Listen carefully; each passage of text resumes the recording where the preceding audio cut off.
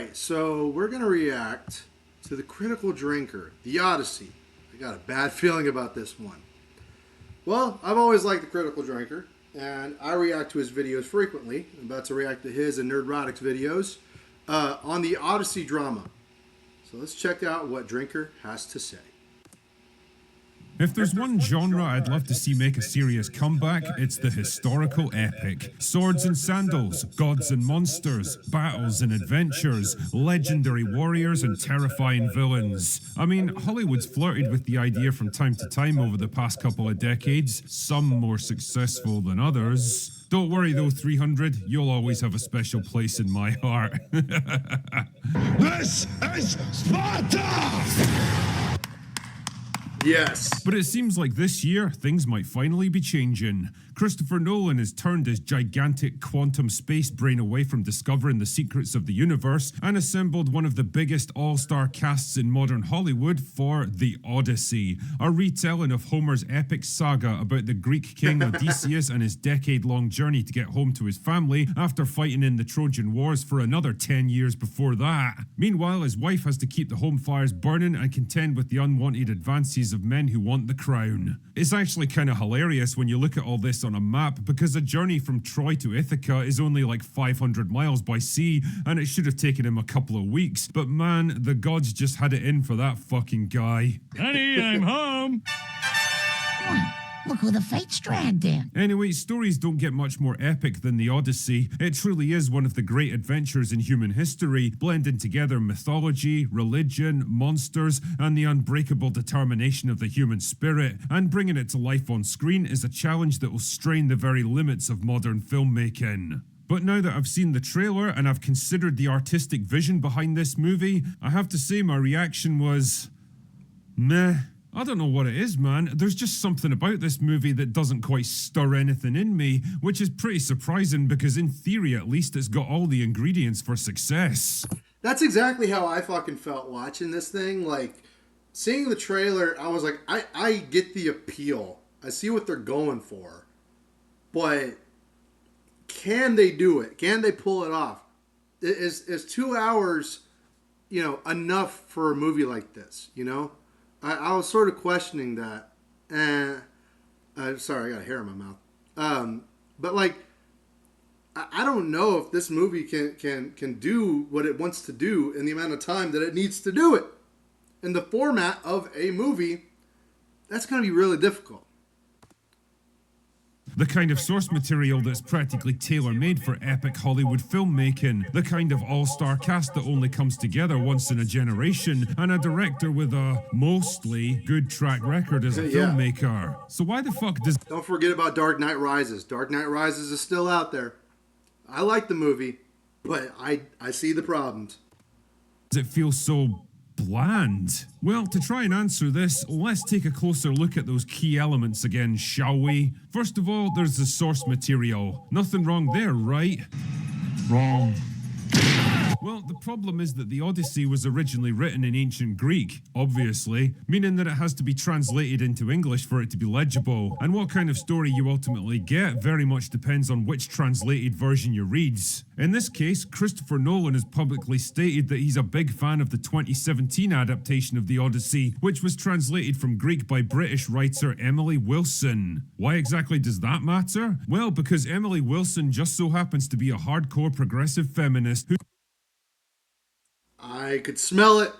What you said, 2017, and a chick named Emily Wilson, brunette.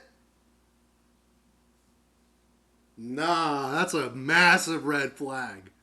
That is a massive red flag. Who specifically set out to reimagine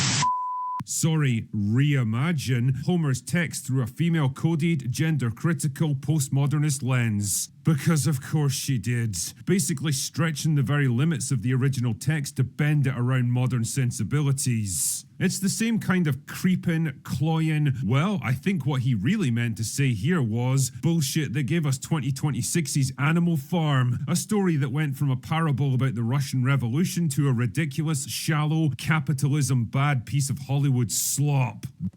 And that's why I never watched the film. I didn't react to the trailers. Once I heard about what it was about, I was like, Not interested. Not interested. I probably would have benefited from the algorithm, but not interested. That is the version we're likely to get here with all its gender identity navel-gazing, and if that doesn't raise a few red flags, then let's take a closer look at that all-star cast, shall we? Now, Matt Damon and Anne Hathaway are solid enough as the two leads, at least. I mean, if I was to be super critical, I'd say that Hathaway hasn't done anything particularly significant since...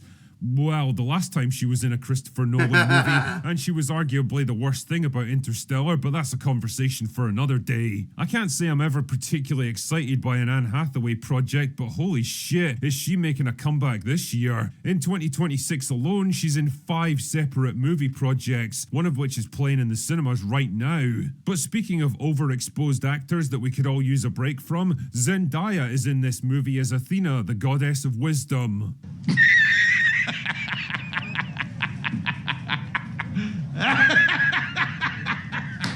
Holy fuck, man, this girl's become the female equivalent of Pedro Pascal. She is just everywhere all of a sudden, and for the life of me, I cannot understand why. I have never seen a single Zendaya performance in my life and thought, oh my god, she absolutely carried this movie. Tell me, what's your favourite Zendaya expression? The angry frown, the confused frown, or the confused angry frown? Yes, yes.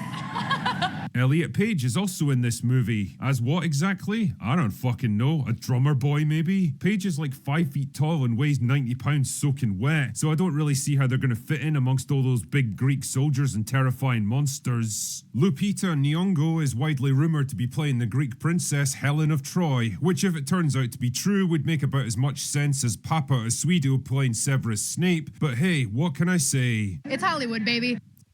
Yeah, the rumors are Elliot Page is going to be Achilles. Oh, if that's what's true, then this movie's fucked. Thank you, Rachel.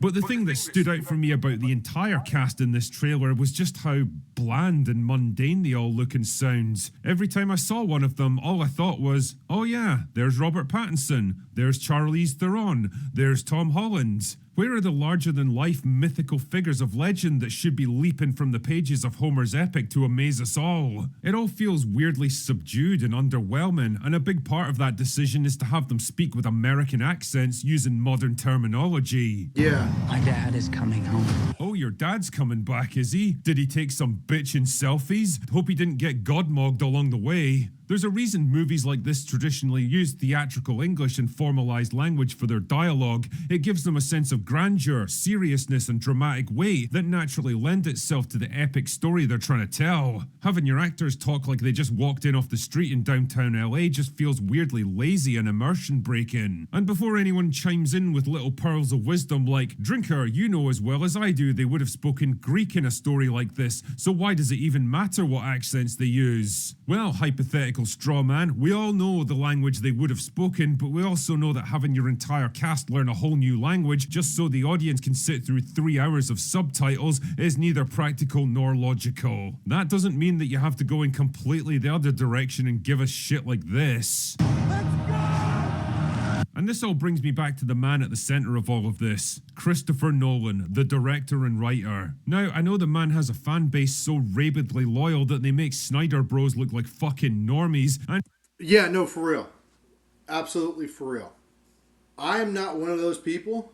I think that Christopher Nolan has his talents and his not so talented stuff. He's good at some things, good at other things, but with those, when talking to Nolan fans, I think he's massively overrated. But that's just my opinion. He has good movies, though. he's given us some fascinating films to chew over in his time, but I'll be honest here, the guy can also be his own worst enemy at times. Yes. Sometimes he really is just too smart for his own good. Rightly or wrongly, he's developed a reputation as a clinical, intellectual, and slightly sterile kind of director, a master of ideas who can't seem to wrap his head around simple humanity. And I get the impression that's always chafed at him, especially with his more recent movies where it feels like he's got something to prove. Like the weirdly out of place love scenes in Oppenheimer that feels like two androids replicating their understanding of a human relationship. The man definitely has a niche, but character-driven historical epics don't seem to be it. And with Odyssey, it's like he's saying, see, there's more to me than sci-fi thrillers and slightly overrated superhero movies. And I don't know, man, from the casting to the dialogue to the bleak, washed-out cinematography, I can't shake the feeling that he just isn't the right man to direct a movie like this. I mean, shit, maybe I'm totally wrong on this one. Maybe the Odyssey will be the crowning achievement in Nolan's career and raking more money than Avatar, or maybe it'll turn out to be his own personal albatross. Time, as always, will tell, but I'll be interested to see how it pans out one way or the other. Anyway, that's all I've got for today. Go away now. Love the Critical Drinker. Go subscribe to the Critical Drinker. I always love his takes. I always have a lot in common with Drinker. But yeah, I feel pretty much the same way. This movie's either going to be really good and maybe it will justify its existence, or it's going to be complete dog shit and it'll be just another Nolan failure, proving that he is one of the most overrated directors. But only time will tell. We will see. But let me know what y'all think in the comments down below. Like, share, and subscribe, and I'll see y'all in another video very soon.